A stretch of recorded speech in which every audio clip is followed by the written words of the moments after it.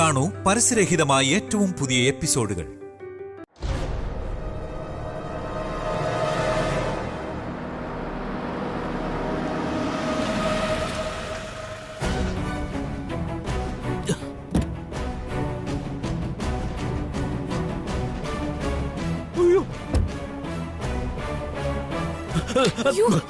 എന്താ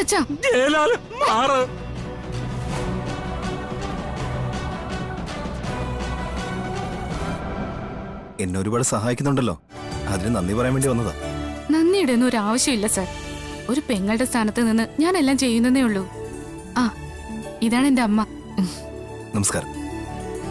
അമ്മയെ പറ്റി ഹരിത എല്ലാം പറഞ്ഞിട്ടുണ്ട്. ഏതായാലും വന്നത് നന്നായി. മോൾക്കിത് വലിയ ആശ്വാസം തന്നെയാ.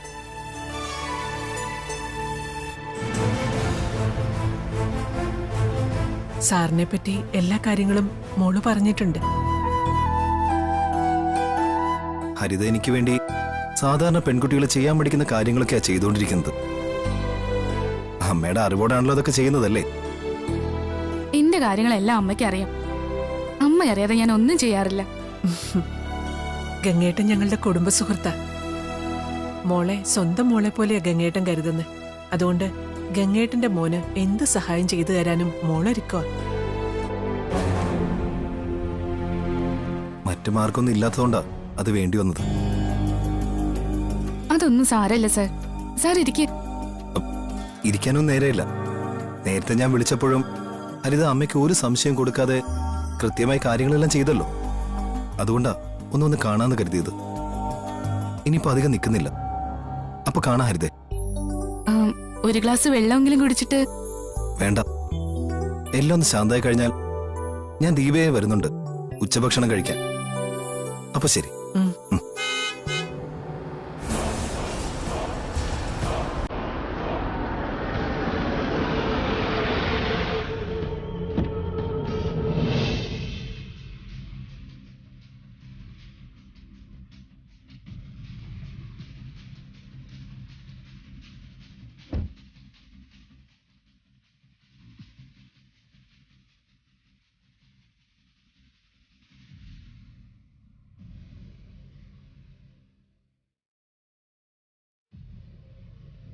ഓ, ഇവിടെ ഉണ്ടായിരുന്നോ നീ?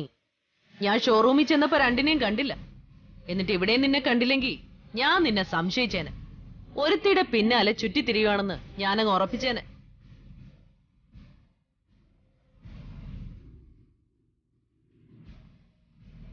എന്താ നിന്റെയൊക്കെ ഉദ്ദേശം? ഒരു സ്ഥാപനം തുറന്നു വെച്ചിട്ട് രണ്ടും കൂടി അങ്ങ് ചുറ്റിക്കറങ്ങുവല്ലേ? അല്ല മാഡം, അത് പിന്നെ. എന്ത് പിന്നെ?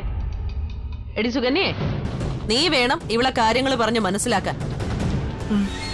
ആ സ്ഥാപനം ഉണ്ടെങ്കിലേ 3 നേരം എന്തെങ്കിലും വെട്ടി വിഴുങ്ങാൻ പറ്റൂ. ഞങ്ങൾ അവിടെ തന്നെ ആയിരുന്നു അമ്മേ. ഇടയ്ക്കൊന്ന് ഇറങ്ങിയതാ. ഇനി ശ്രദ്ധിച്ചോളാം മാഡം. ആ, ഞാൻ നിന്റെ മുൻ ഭാര്യയുടെ വീട്ടിൽ പോയിട്ടാ വരുന്നത്. ആ വില്ലേജ് ഓഫീസർ അഴിഞ്ഞാട്ടക്കാരുടെ വീട്ടില്. പൂതനെ അവതരിച്ചല്ലോ. അവിടെ ചെന്നപ്പോഴേ അവിടെ നീ അടിക്കുന്ന സ്പ്രേയുടെ നല്ല മണം. അപ്പൊ എനിക്കൊരു സംശയം തോന്നി, നീ അവിടെ ചെന്നിട്ടുണ്ടോന്ന്. എന്റെ അമ്മേ, ഞാൻ ദീപയ്ക്ക് എന്റെ ഒരുപാട് സ്പ്രേ കൊടുത്തിട്ടുണ്ട്. അതവിടെ ആരെങ്കിലും അടിച്ചു കാണും. ആരെങ്കിലും അല്ലടാ, അവള് തന്നെ. അവളവിടെ ഉണ്ടായിരുന്നു. നീ കൊടുത്തതൊന്നും ആയിരിക്കത്തില്ല. എല്ലാം അടിച്ചു മാറ്റിക്കൊണ്ട് പോയി കാണും. കള്ളിയടാ, പേരും കള്ളി. ആ, അതുപോലെ നീയോ ആവരുത് കേട്ടോ.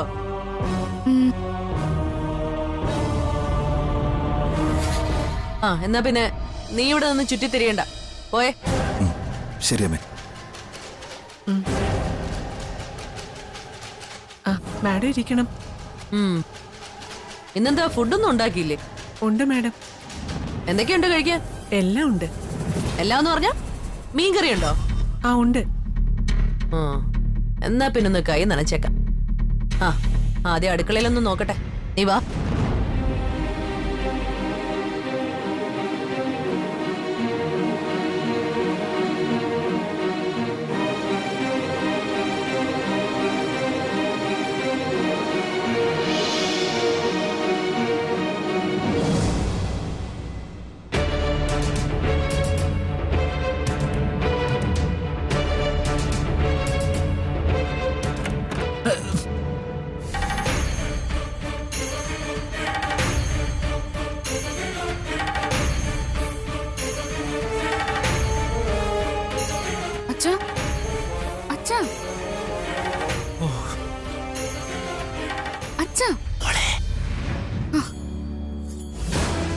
എങ്ങനെയെങ്കിലും ഒന്ന് പുറത്ത് കിടക്ക്.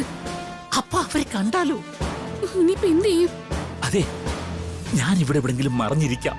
അയ്യോ, അവരാണെങ്കിൽ എല്ലായിടവും അരിച്ചു പെറുക്കി നോക്കുന്ന കൂട്ടത്തിലാ. ഇപ്പൊ തന്നെ ഞങ്ങൾ രണ്ടാളും ഷോറൂമിൽ ഇല്ലെന്ന് കണ്ടിട്ടാ ഇങ്ങോട്ട് വന്നത്. മോൾ അങ്ങോട്ട് ചെല്ല്. വെറുതെ ഇവിടെ സംസാരിച്ച് നിക്കണ്ട. പിന്നാലെ എങ്ങാണ്ട് വന്നാ പെട്ടത് തന്നെ. ഇതിപ്പോ അമ്മയും മോളും ഇവിടെ ഉണ്ട്. അയ്യോ. മോളെ, രണ്ടാളെ ഒരുമിച്ച് പിടിച്ചാ പിന്നെ തൂങ്ങിച്ചാകുന്നതാ നല്ലത്. പിന്നെ ഇടയ്ക്കിടയ്ക്ക് ധൈര്യം കാണിക്കുന്നതോ? ഓഹോ, സംസാരിച്ച് നിൽക്കാം. നീ അങ്ങോട്ട് ചെല്ലും മോളെ. ഓ, ശരി. ആരെങ്കിലും കാണാതെ എവിടെയെങ്കിലും കയറി വിളിക്കും. ഓ,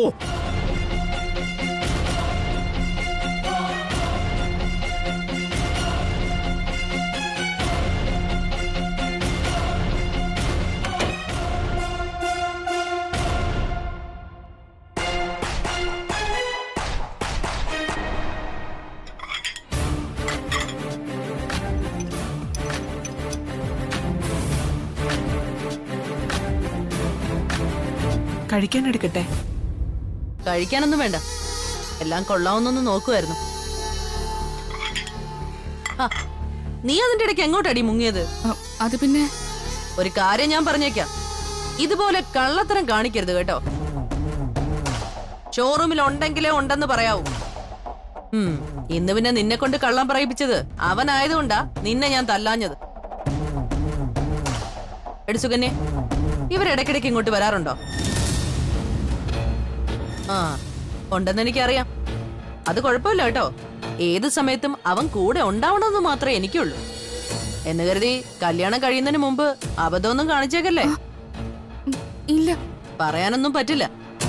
അവനെ കൈവിട്ടു പോകുമെന്ന് കരുതി നീയൊക്കെ ഏതറ്റം വരെ പോകുമെന്ന് എനിക്കറിയാം. അതിന് ഞാനിവിടെ ഉണ്ടല്ലോ ചേച്ചി. ഭർത്താവില്ലാത്ത നീ ഇവിടെ ഉള്ളതും ഇല്ലാത്തതും ഒക്കെ ഒരുപോലെയാ. എന്റെ അമ്മയ്ക്ക് ഭർത്താവുണ്ട്, ഇല്ലാത്തത് നിങ്ങൾക്കാ. നാക്കിന് എല്ലില്ലാത്ത കൂട്ടത്തിലാ ഞാൻ. അതുകൊണ്ട് കല്യാണത്തിന് മുമ്പ് എന്നെ പൂർണ്ണമായിട്ട് മനസ്സിലാക്കാൻ വേണ്ടി തന്നെയാ ഞാൻ ഇങ്ങനെയൊക്കെ സംസാരിക്കുന്നത്. ആ, ഇനിയിപ്പോ ഇത് കാരണം നിന്റെ മോൾക്ക് ഇനി എന്റെ വീട്ടിലോട്ട് വരാൻ എന്തെങ്കിലും ബുദ്ധിമുട്ടുണ്ടെങ്കിൽ വേണ്ട. അയ്യോ, ഞങ്ങൾക്ക് അങ്ങനെയൊന്നുമില്ല. ആ, പിന്നീട് എപ്പോഴെങ്കിലും അവനവന്റെ മുൻ ഭാര്യയെ വിളിക്കുന്നതോ മറ്റോ നിന്റെ ശ്രദ്ധയിൽ പെട്ടിട്ടുണ്ടോ? ഇല്ല മാഡം. അത് പ്രത്യേകം ശ്രദ്ധിച്ചോളണം. അവിടെ എന്തെങ്കിലും ഒരു വീഴ്ച സംഭവിച്ച നിന്റെ കാരണത്തായിരിക്കും എന്റെ കൈ പതിയുന്നത്. നാളെ ജയൻ സാറിനെ എനിക്ക് കിട്ടേണ്ടതാ. അതുകൊണ്ട് ഞാൻ മറ്റാരെക്കാളും നന്നായിട്ട് ജയേട്ടൻ എവിടെ പോകുന്നു, ആരെ വിളിക്കുന്നൊക്കെ നോക്കുന്നുണ്ട് മാഡം. പിന്നെ ജയൻ പുറത്തേക്ക് ഇറങ്ങിക്കഴിഞ്ഞ എപ്പോഴും മോള് കൂടെ ഉണ്ടല്ലോ. അങ്ങനെയൊക്കെ പോയാ നിനക്ക് കൊള്ളാം. എന്തായാലും എപ്പ വന്നാലും രണ്ടിന്റെ മുഖത്ത് നല്ല പതർച്ചയാ. അതിനൊരു മാറ്റവും ഇല്ല. അത് ചേച്ചിയെ ഞങ്ങൾക്കൊക്കെ വലിയ പേടിയായതുകൊണ്ടാ. ഞാൻ കാണ്ടാമൃഗമൊന്നുമല്ല, പറയാൻ പുലിയുമല്ല. പുള്ളിപ്പുലിയോ? അതുകൊണ്ട് എന്നെ പേടിക്കേണ്ട കാര്യമൊന്നുമില്ല. നേരെ വാ, നേരെ പോ. കള്ളത്തരം എനിക്ക് ഇഷ്ടമല്ല, അത്രേ ഉള്ളൂ. ആ, ഏതായാലും ഭക്ഷണം കഴിക്കണമെന്ന് പറഞ്ഞതല്ലേ. പിന്നെ കറികളൊന്നും വലിയ കുഴപ്പമില്ല. സമയം ഇത്രയായി. എന്നാ പിന്നെ ഇത്തിരി വിളമ്പിക്കും. എന്താ ബുദ്ധിമുട്ടുണ്ടോ? ഏയ്, ഒന്നുമില്ല. ഞങ്ങളല്ലേ ഭക്ഷണം കഴിക്കാൻ പറഞ്ഞത്. എന്നാ എല്ലാം ഒന്ന് ചൂടാക്കി എടുത്തോ. എന്തായാലും ജയൻ വന്നപ്പോ ജയൻ എന്തെങ്കിലുമൊക്കെ ഒരുക്കി കൊടുക്കണോന്ന് നീ വിചാരിച്ചു കാണുമല്ലോ സുകന്യെ. അവൻ പോയി. അപ്പൊ പിന്നെ ആ ഭക്ഷണം എനിക്ക് തന്നാ മതി. എന്ന് വെച്ചാ ഞാൻ കഴിച്ചെന്ന് കരുതി ഇവിടെ കുറവൊന്നും വരത്തില്ലെന്നർത്ഥം. അങ്ങനൊന്നും ഞങ്ങള് ചിന്തിച്ചിട്ടില്ല. ശരി ശരി. ആ, നീ വാ, എനിക്ക് നിന്നോട് കുറച്ച് സംസാരിക്കാനുണ്ട്. വാ. ശരി.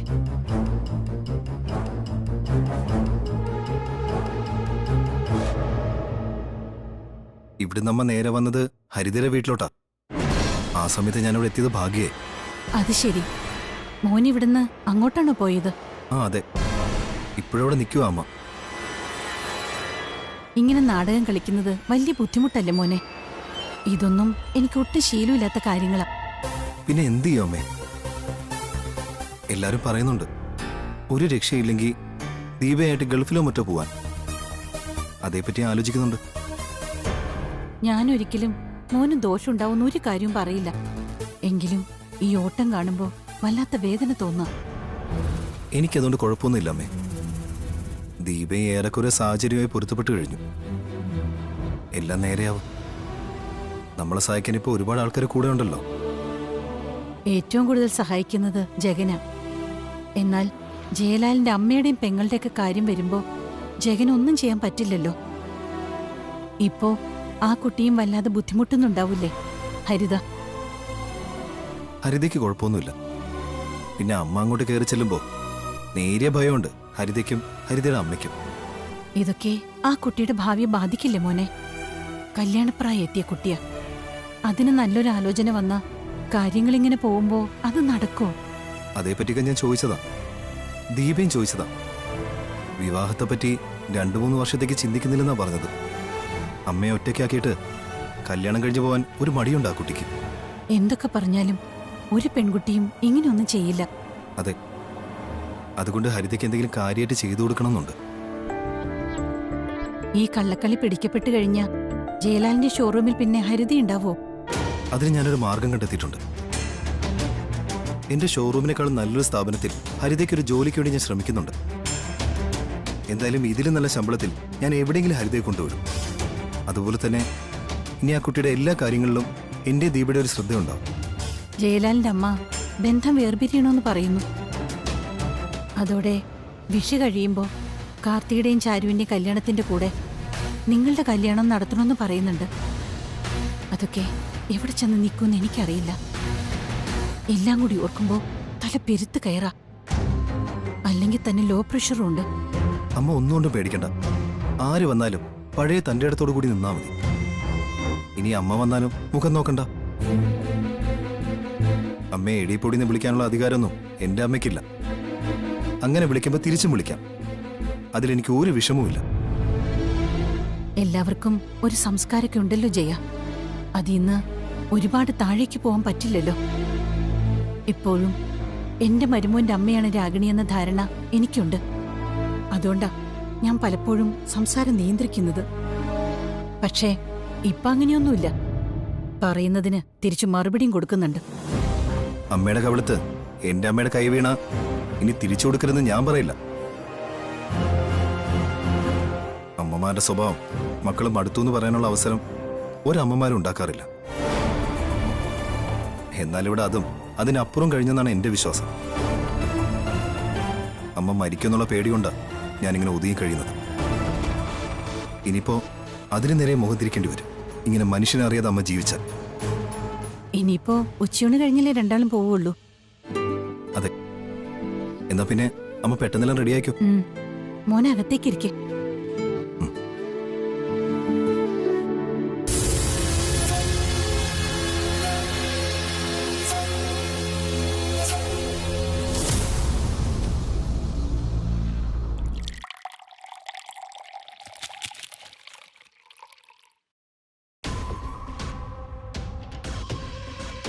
ഞാൻ നേരത്തെ പറഞ്ഞായിരുന്നല്ലോ ജയന്റെ അച്ഛൻ ഒരു വായി നോക്കിയുടെ കാര്യം. കുറച്ചു കാലം കഴിഞ്ഞപ്പോ തന്നെ അയാളെ ഞാനൊരു ഭർത്താവായിട്ടോ കുട്ടികളുടെ അച്ഛനായിട്ടോ ഒന്നും കണക്കാക്കിയിട്ടില്ല. വീട്ടിലൊരു വേലക്കാരൻ, ഒരു പാചകക്കാരൻ. ഇതൊക്കെയാണെങ്കിലും അങ്ങേരുണ്ടാക്കുന്ന ഭക്ഷണം ഉണ്ടല്ലോ, അത് സൂപ്പർ ഭക്ഷണമായിരുന്നു. അതിന്റെ ഒരു മണവും ടേസ്റ്റും ഒക്കെ ഇതിനുണ്ട്. അതുകൊണ്ടാ ഇന്ന് ഞാൻ ഭക്ഷണം കഴിക്കാന്ന് വിചാരിച്ചത്. അച്ഛനൊരു പാവമാണെന്ന് ഇടയ്ക്കിടയ്ക്ക് ജയലാൽ സാർ പറയാറുണ്ട്. അതുകൊണ്ട് ഞാൻ പറഞ്ഞത് മാറ്റി പറയണോ? ഞാൻ കള്ളമാണ് പറയുന്നതെന്നാണോ നീ പറഞ്ഞു വരുന്നത്? അയ്യോ അല്ല. പാവം. ഒരു ദിവസം എനിക്ക് നേരെ കൈവക്കി. അന്ന് അടിയും കൊടുത്താ ഞാൻ പറഞ്ഞു വിട്ടത്. നമ്മുടെ വീട്ടില് വേലയ്ക്ക് നിൽക്കുന്ന ജോലിക്കാര് വീട്ടിലുള്ളവർക്ക് നേരെ കൈ ചൂണ്ടി സംസാരിച്ചാ എന്താ ചെയ്യുന്നേ? പിടിച്ചു പുറത്താക്കില്ലേ? പിന്നെ എന്റെ 2 ആൺമക്കൾക്കും അവർക്ക് ഓർമ്മ വെച്ച കാലം മുതൽ നല്ല ഭക്ഷണം ഉണ്ടാക്കി കൊടുക്കുന്നത് കൊണ്ടാ അങ്ങേരോട് അവർക്ക് ഇത്ര സ്നേഹം. കല്യാണം കഴിഞ്ഞ ശേഷം ചിലപ്പോ നീയൊക്കെ താമസിക്കുന്നിടത്തേക്ക് കേറി വരാൻ സാധ്യതയുണ്ട്. ജയൻ സ്നേഹിച്ചാലും നീ മുഖത്ത് നോക്കി പറയണം ഇറങ്ങി പോവാൻ. അത് മാഡം പറയുന്നത് പോലെ ഞാൻ കേൾക്കൂ. അങ്ങനെ കേട്ടില്ലെങ്കിലേ നിന്റെ ജീവിതത്തിനെ കോട്ടം തട്ടു. കറികളൊക്കെ നന്നായിട്ടുണ്ടല്ലോ അല്ലേ? എന്റെ കെട്ടിയോൻ ഉണ്ടാക്കിയ ഭക്ഷണം പോലെ ഉണ്ടെന്നൊക്കെ പറഞ്ഞ് ഞാനൊന്ന് പുകഴ്ത്തി. അപ്പൊ അവള് വീണ്ടും ചോദിക്കുക കൊള്ളാവോ കൊള്ളാവോന്ന്. ഇതാ കുഴപ്പം, ഒരു തവണ പറഞ്ഞാൽ മനസ്സിലാവില്ലേ? ആ പിന്നെ ജയൻ നിന്നെ കെട്ടാൻ പോകുന്നോണ്ട് നിന്നെ പറഞ്ഞു തിരുത്താനൊക്കെ ചിലപ്പോ ആ കഷണ്ടിത്തലേൻ ഇങ്ങോട്ട് വന്നെന്നിരിക്കും. അങ്ങനെയാണെങ്കി ഉടനെ തന്നെ എന്നെ വിവരം അറിയിക്കണം. ഞാനൊരു ഇരുമ്പ് വടി കരുതി വെച്ചിട്ടുണ്ട്, അയാളുടെ തലമണ്ട അടിച്ച് പൊട്ടിക്കാൻ. എന്റെ മരുമകളായിട്ട് വന്നവളോട് ഭയങ്കര സ്നേഹമായിരുന്നു അയാൾക്ക്. അവളുടെ കാര്യം പറഞ്ഞാ വീട്ടിനകത്ത് വഴക്കുണ്ടായത്. അതുകൊണ്ടാ ഞാൻ പറഞ്ഞത് ചിലപ്പോ അവൾക്ക് വേണ്ടി വാദിക്കാൻ വരുമെന്ന്. അങ്ങനെ വരുവാണെങ്കിൽ ആ നിമിഷം തന്നെ ഞങ്ങൾ ജയലാൽ സാറിന്റെ അച്ഛനെ ആട്ടി പുറത്താക്കും. ആ പുറത്താക്കുന്ന സമയത്തെ അയാളുടെ അച്ഛനും അമ്മയ്ക്കും ഒക്കെ വിളിച്ചോ? രണ്ടും ചത്തുപോയി.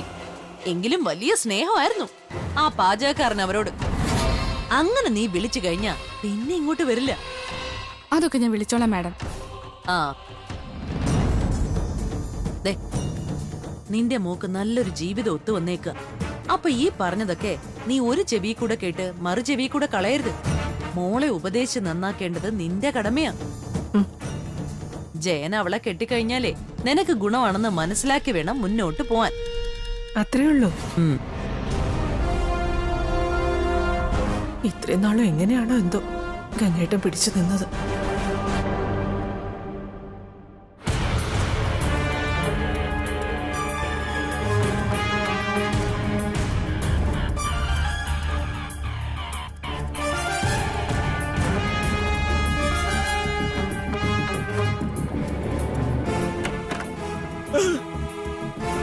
അയ്യോ,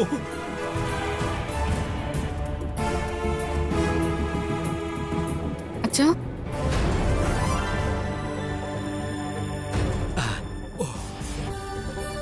മോളെ ശ്വാസം പിടിച്ച് നിൽക്കുക അല്ലേ? എടി, അവൾ വെട്ടിവിഴുങ്ങി കഴിഞ്ഞില്ലേ? കഴിച്ചോണ്ടിരിക്കുക. പറഞ്ഞതൊക്കെ കേട്ടായിരുന്നു. ഓ, കലബിലാൻ എന്തൊക്കെയോ പറയുന്നത് കേട്ടു. കലബിലെന്നല്ല പറഞ്ഞത്. എന്റെ കെട്ടിയൊരെന്ന് പറഞ്ഞ വായി നോക്കിയുടെ പാചകം നല്ലതായിരുന്നു. അതിന്റെ ഒരു ടേസ്റ്റ് ഇന്നുണ്ടാക്കിയ ഭക്ഷണത്തിലുണ്ടെന്ന്. വായി നോക്കി അവിടെ അച്ഛൻ. ആ ഇങ്ങനെ അവരും പറഞ്ഞത്. ഇവിടോട്ടെങ്ങാനും ദീപേച്ചിക്ക് സപ്പോർട്ടായിട്ട് വന്നാലേ അച്ഛന്റെ അച്ഛനും അമ്മയ്ക്കും ഒക്കെ വിളിക്കും. അവളുടെ അച്ഛനും അമ്മയും ഇപ്പൊ ജീവിച്ചിരുന്നെങ്കിലേ രണ്ടിനെയും കൂട്ടിയിട്ട് കത്തിച്ചേനാ ഞാൻ. ആ രണ്ടെണ്ണം കൂടാ തലയ്ക്ക് വെളിവില്ലാത്ത അവളെ എന്റെ തല കെട്ടിവെച്ചത് അറിയാവോ? ഓ, ഭക്ഷണത്തോട് ഇത്രേ ആർത്തിയോടെ ഒരുത്തിയെ ഞാൻ എന്റെ ജീവിതത്തിൽ കണ്ടിട്ടില്ല മോളെ. അതെനിക്ക് മനസ്സിലായി. അതുകൊണ്ടാണല്ലോ വന്നു കഴിഞ്ഞാൽ ഉടനെ അടുക്കളയിലോട്ട് ഇരച്ചു കയറുന്നത്. മൃഗങ്ങളെ പോലെ തന്നെയാ മോളെ അവിടെ സ്വഭാവം.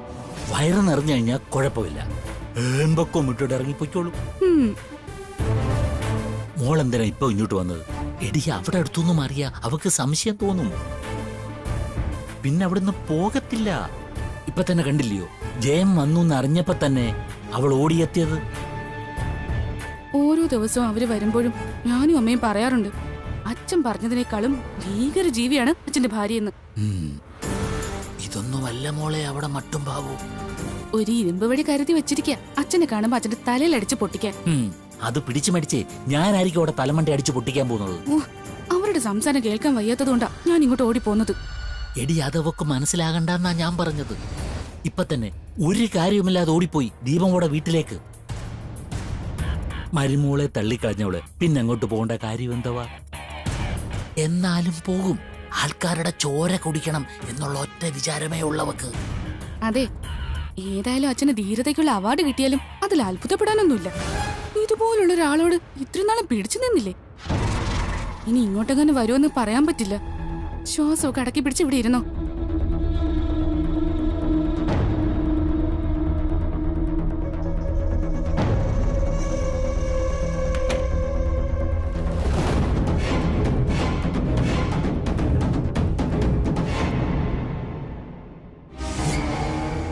ഒന്നിച്ചു പോണോ? ലാലേട്ടൻ കാറി കയറിയിട്ട് ഞാൻ അങ്ങോട്ട് വന്നാ പോരെ? ഹരിത എന്നെ വിളിച്ചിരുന്നു. അമ്മ അവിടെ തന്നെ ഉണ്ട്, അവിടെ പേടിക്കാനൊന്നുമില്ല. എന്തായാലും ആ റൂട്ടിലേക്കൊന്നും പോവണ്ട. ഇന്ന് അമ്മയും മോളും കൂടി സ്വർണ്ണം എടുക്കാൻ പോകുന്ന കാര്യമൊക്കെ പറഞ്ഞിരുന്നു. ഇനിയിപ്പോ വീട്ടിൽ പോയിട്ട് അവളെയും കുട്ടിയെ സ്വർണ്ണക്കടയിലേക്ക് പോകത്തുള്ളൂ. റിസ്ക് എടുത്ത് രണ്ടാളും കൂടി ഇങ്ങോട്ട് വരണ്ട.